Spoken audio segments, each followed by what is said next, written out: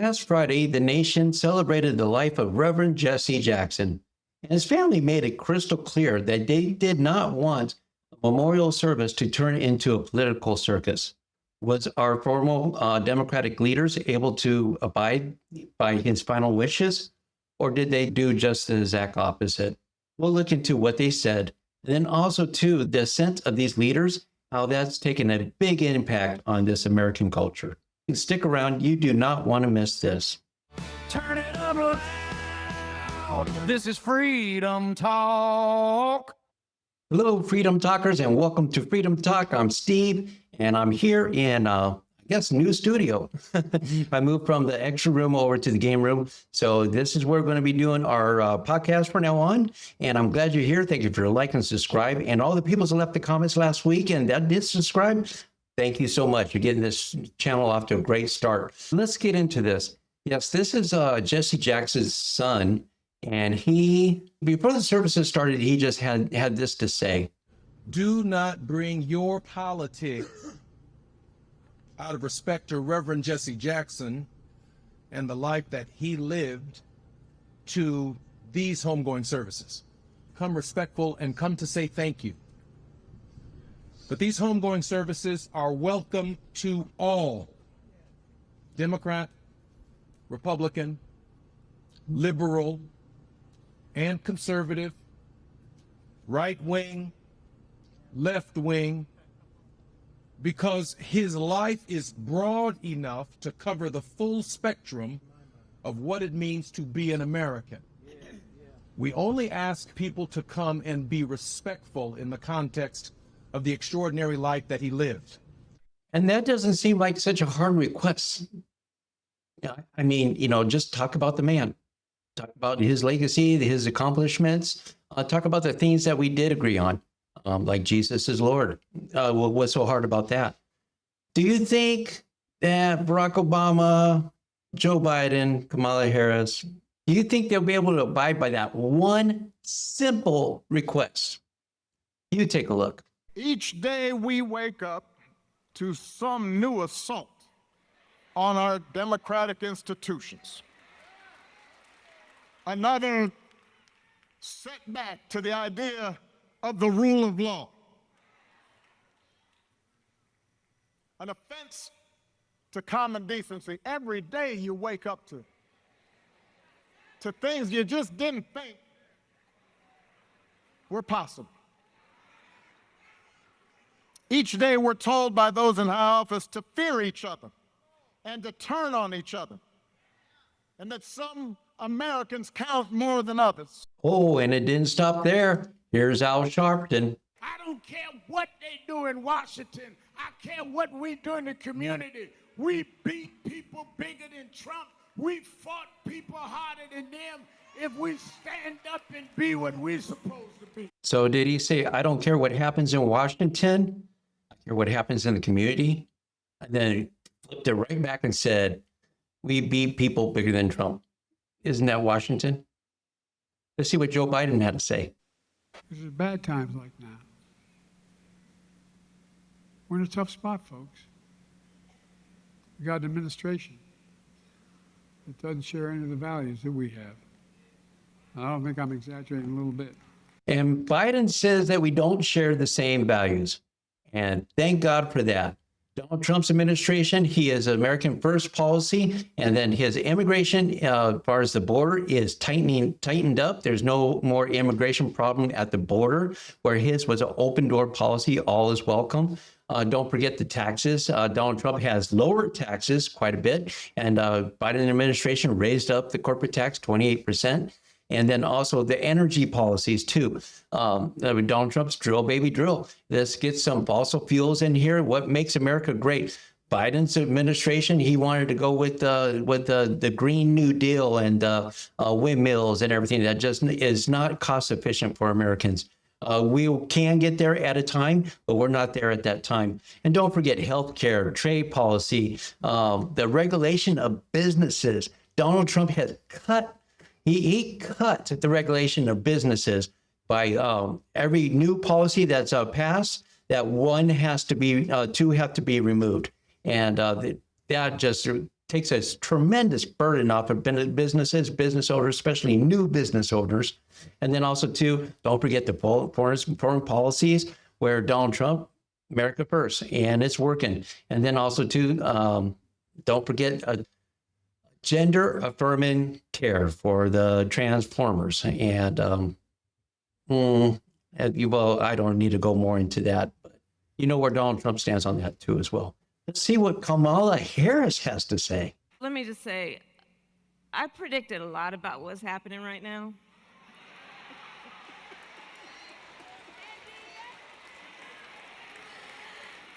I'm not into saying I told you so, but we did see it coming. And okay, did you predict your loss? Didn't see that coming either. So you saw what our former leaders had to say. Let's see what Jesse Jackson Jr. had to say after the services the next day. Yesterday,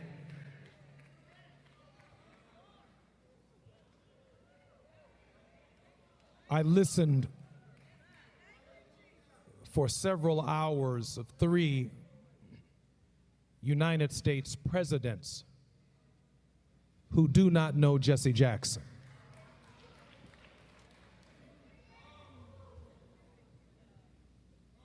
He maintained a tense relationship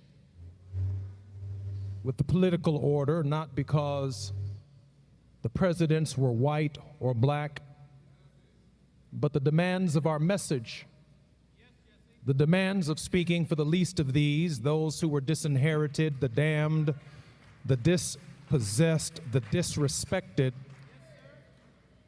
demanded not Democratic or Republican solutions, but demanded a consistent, prophetic voice that at no point in time ever sold us out as a people.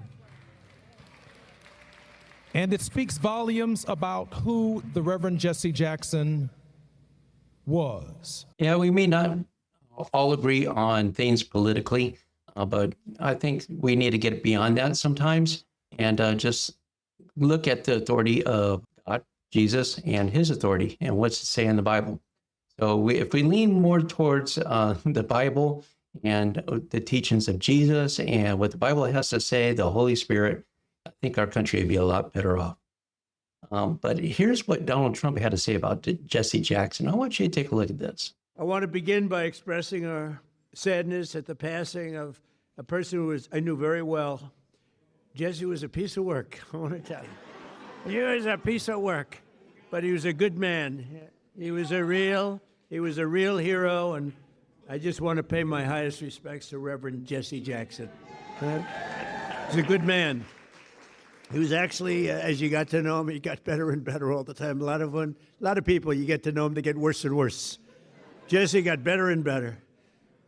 But I knew him well long before becoming president, and he really was special with lots of personality, grit, and street smarts. You would say Jesse had serious street smarts, right?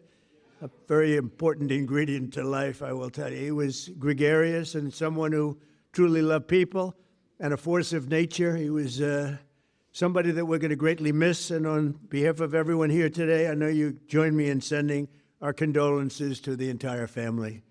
Had a great family. I liked how he said that Jesse was a piece of work. And I believe that Donald Trump truly did know Jesse Jackson because he was relating to him like a friend in that aspect. You know, we may not agree, but hey, it is what it is. But another note that he said that he truly loved people, and that's something that we can agree on. If we love one another, then there's going to be a much better country. Okay, we're talking about loving one another. We're going to take a real hard left turn right now, and I want you to listen to this. This is what happens when you don't go to your Father in prayer and you just let spirits take over and you let that hate build up in you. This is the rant of James Carville. And when I saw this, I was like, wow, hold on to your seatbelts. There's a lot of swearing going on. I'm going to try to edit out as much of that as possible. So please forgive me if I missed something, but I just want to prepare you. You gotta watch this. Look, you fat Trump, if you listen to this, you listen good, because what I'm getting ready to say is what a lot of people in this country speak for, who I speak for. And I speak for a lot of people. You hear me, you fat ass? This is what we believe. You're right. I got Trump derangement syndrome. I hate them. And you know what? I don't want to get rid of it. I don't want to get better. I want to get worse. I want to hate him more. I pray to God in heaven, God reign the righteous reign of Trump derangement syndrome. Pray for me, Lord. I'm your vessel on this earth. Pray for the people that listen to this. We want more. We want to hate the son of a so much that we can't see straight. So yikes. Yes. I think James Carville has a depraved mind, as it says in Romans 1:28. I'm not judging. I'm just going off of what the Word of God says. And it says, just as they did not see fit to acknowledge God any longer, God gave them over to a depraved mind. And that's to go ahead, and that depraved mind allows you to dwell and more in sin. And that's what he just asked for, to hate more. God's all about love. It's not about hate. I'll let you go ahead and decide on that. But yeah, it's more about love, not hate. So James Carville says that he hates Donald Trump. But when the man speaks, he speaks righteously. And you just need to hear it from Donald Trump and hear what he has to say and let you decide. Jesus wants to be Lord of your life. Prayer changes hearts and transforms lives. It uplifts the soul, inspires action, and unites us all as one nation under God.